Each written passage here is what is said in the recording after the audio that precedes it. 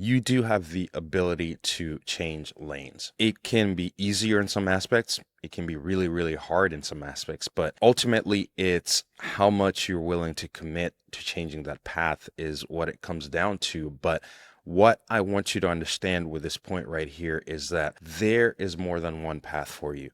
And you may not see it now, but you need to actually start to look and open your mindset, open your view, open your perspective, and start to have a more overview perspective of your life. Look at your life from a very high level and realize that the road you're taking now is not the only one.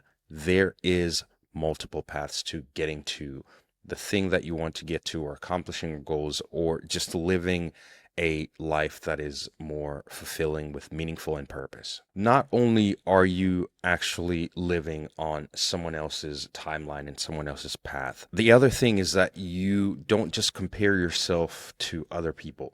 You're comparing yourself to who you thought you would be by now. So you had an idea of who you would be at 20 years old, at 30 years old, 40 years old, 50 years old. And let's say now that you're 20, now that you're 30, now that you're 40, you're now looking at your life and looking at that picture, that vision you had painted of yourself at that age.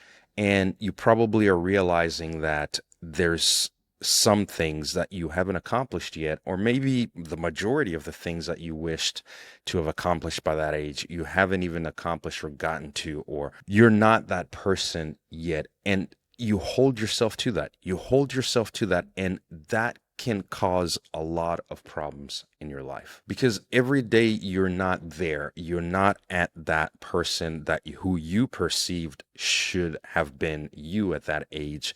You feel like a failure. You feel like you failed.